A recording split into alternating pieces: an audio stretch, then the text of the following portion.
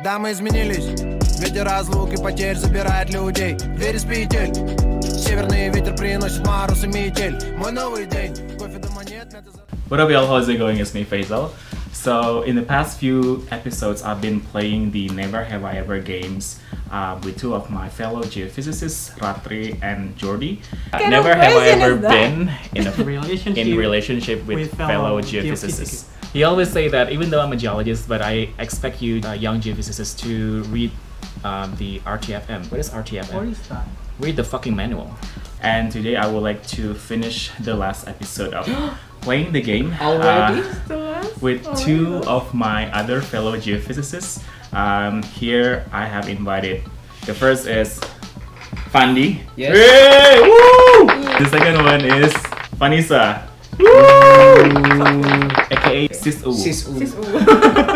For those of you who have not watched the first and the second episode of the video, please do so. I will put the link of both videos below in the description box. The game itself is very easy. It's called the Never Have I Ever game. Basically, we will read some questions and There are 9 questions. and we will answer it by this kind of board which has 2 answers. I have and never. Okay. Yeah, you only have 2 options. So if you have done regarding the questions, just show this one, and if otherwise, show this one. So it's very easy, very straightforward. The questions are related to our past and present experiences as students in geophysics, and we are hoping to share some lights regarding our experience. Okay. Ladies first. This first. Never have I ever pulled an all-nighter. Okay, never have I ever pulled an all-nighter. All-nighter means you're studying like for the whole evening before the next day's exam. Yeah. Do you always do that in every exam or just a particular exam? Not only for every exam, I always do that before meeting. Before meeting? Before group meeting? Before my group meeting. And Sometimes I've done something like that only.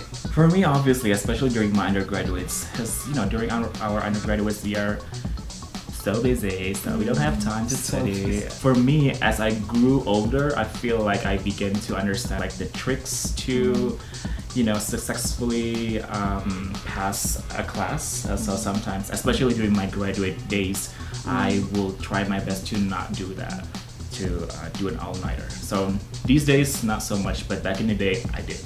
Yeah. Second question. Second questions. Never have I ever deleted an elective course from the transcript. Never have I ever deleted an elective course from the transcript. I think this question depends on the university. Some of the university allowed doing that, and the 3 of us, we came from different undergraduate university.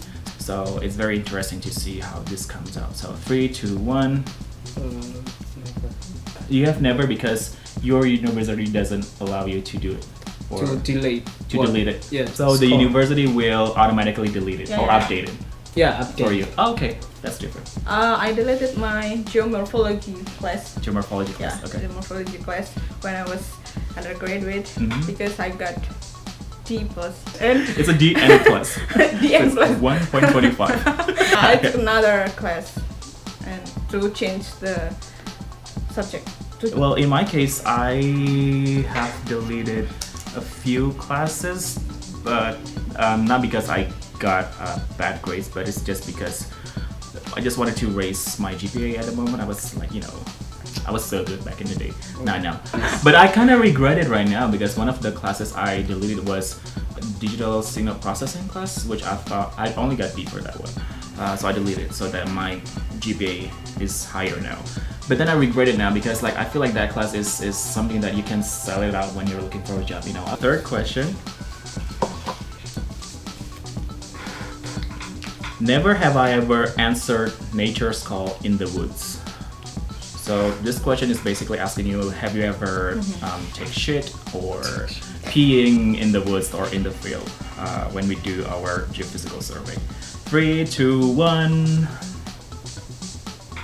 How come?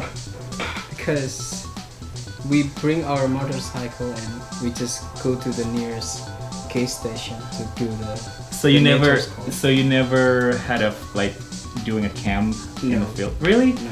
It's like he's not a real geophysicist. I have did that.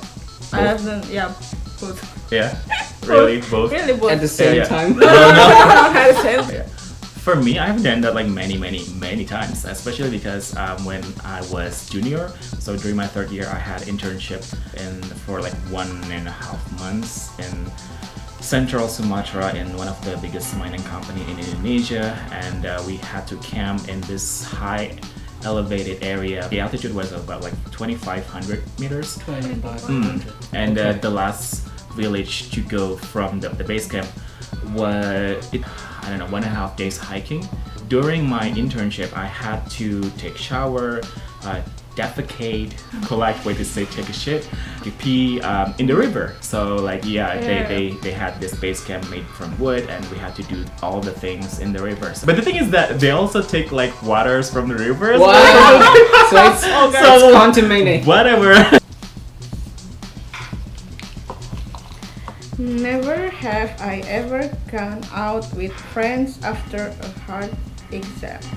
Never have I ever gone out with friends after a hard exam. All the time, of yeah, course. of course. I mean, most of the times I will go out with my friends, but sometimes I will just want to go back home and just want to sleep. Yeah, but most of the times I will just go out. Like I will go for karaoke. I will sing like M2M songs. The Day You Went Away was my favorite. Never have I ever been asked about when an earthquake will strike. You have never. Yes. Why? Because you never disclose yourself as geophysicist. because maybe people don't believe me. I can see that. Okay. You know, my outfit or my It's not like a real outer. geophysicist. Yes, because I always sit on the desk and do something processing. Hey, So don't judge a book by its cover. Some of my friends who are not related to geophysics always ask me about how come that the earthquake occurred.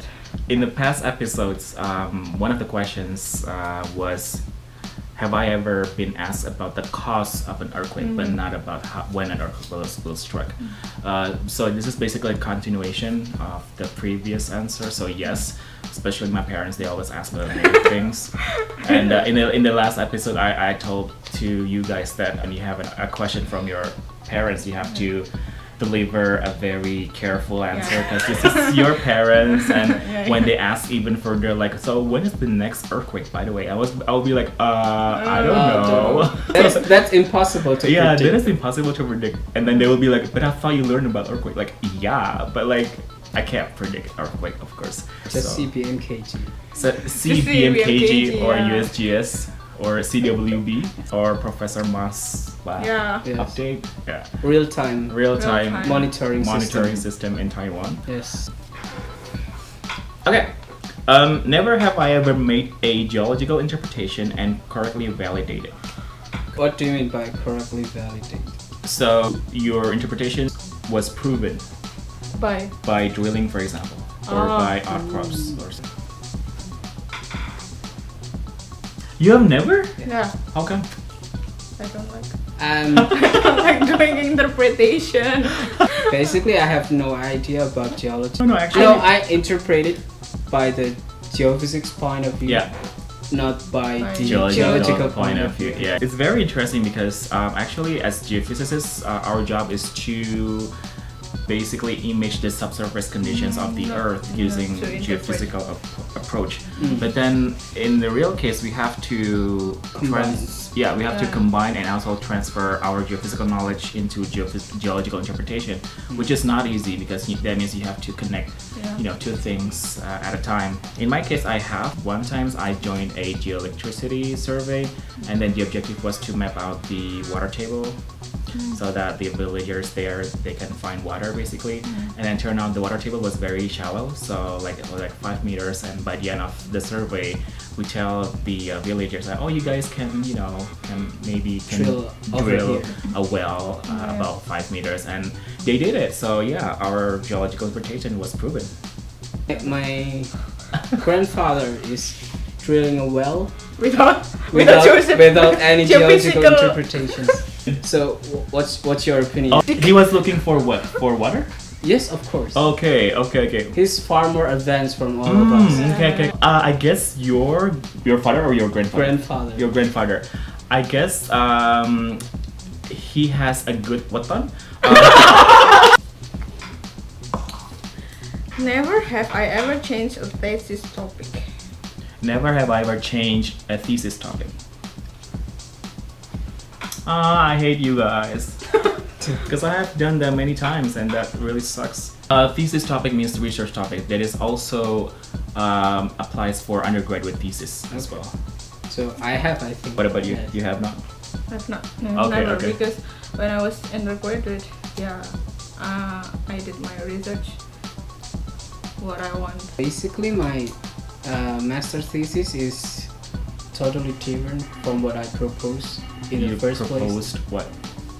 I proposed seismic anisotropy, but currently I'm not doing the related topics in my master thesis due to several conditions. So I have done that twice during my undergraduate and during my graduate days. During my undergraduate, I was a huge fan of gravity method, like Viva gravity, whatever. Like I want to do gravity for life, whatever. And then I opted microgravity topics for my undergraduate thesis, and then I have sent out the proposal to this geothermal company, and then they say that I have accepted your proposals, and then about 2 weeks before my departure, I contacted them again, and they say that they have lost my proposal, the hard copy proposal. So I was like, what? You lost it? And then they told me to send another proposal.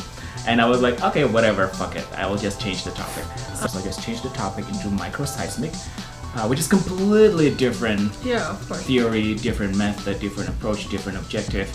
Microgravity to microseismic is completely different. So, but I passed anyways. And then my second time I changed my thesis topic was during my PhD day.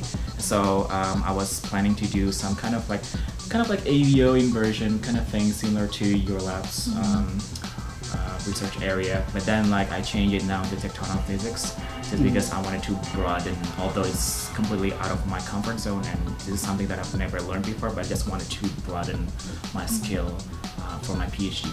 Never have I ever been randomly asked about the cause of volcanic eruption. The cause of volcanic eruption? No. No, Never. never. Why? People don't give a shit about it. About volcanic eruptions? Yeah. And then I feel like compared to earthquake, for example, because earthquake is not feasible, you can't see the rupture and the fault. And then for volcanoes, you can see the volcano. It's beautiful volcanoes. So when you see a smoke, there will be a chance that there will be erupting. Okay, this is a good one for a final question. Never have I ever thought about quitting the school. What? You have? Yeah, I have. How come? When my professor didn't allow me to go back to Indonesia. You mean that your current professor? Yeah, my current. He's actually watching this video. I'm sorry, Prof. Please. What about you? No, I'm kind of pessimistic, optimistic person. So for all this time, there is no some kind of really big pressure to force me to think about quitting the school because I don't care. For me, I've never thought about it even once. When I entered the national exams for undergraduate entrance, I picked 3 different majors, and one of them was geoscience. And those 3 majors were something that I have thought about deeply, and and for me it's a waste of time if we regretted joining the school and then you just decided to quit. So I don't think it's worth the time. And but we don't judge the one who is quitting the school. There were a few of my friends, they quitted the school in the middle of our study back in undergraduates or even in graduate days. But we are still good friends till now. We don't really judge them. It's their life and their choice and their choices. I have a question for you guys. Do you think it is possible for us to identify like ghosts using geophysical instruments? Oh. For example, electromagnetics. I think not exactly Yeah, the we cannot, geophysical instruments though, Yeah. because I have seen like TV show Yeah. which is recording the Electromagnetics. electromagnetic response Yeah. from mystical thing. Yeah, yeah. I think your camera. I asked this question to you guys because I remember one of my undergraduate professors. He went to this like spooky hotel and where he had this magnetic survey, and then he decided to calibrate the instruments. Before you go to the field, you have to calibrate the instrument first. And then when he calibrated within the room, like he always had this like noises, and then he realized that there was no like magnetic sources. There was no. He turned off the TV and whatever, and then like. But only in that one spot at that corner of the room, and then when he moved to a different corner, like it's okay, the instruments work well, and only in that particular spot. And then he shared this story in front of the class when I was like junior, and then I was like, oh my god, so it is possible to identify spirits using geophysical instruments, I guess. We can just open new opportunity for the geophysicists. There's a different branch that is Yes. it's called what? Spirit geophysics? Metaphysics. Meta geophysics. So that's the end of the video. If you happen to finish this video, thank you so much. So don't forget to like, subscribe, and comment. And yeah, until then, bye bye.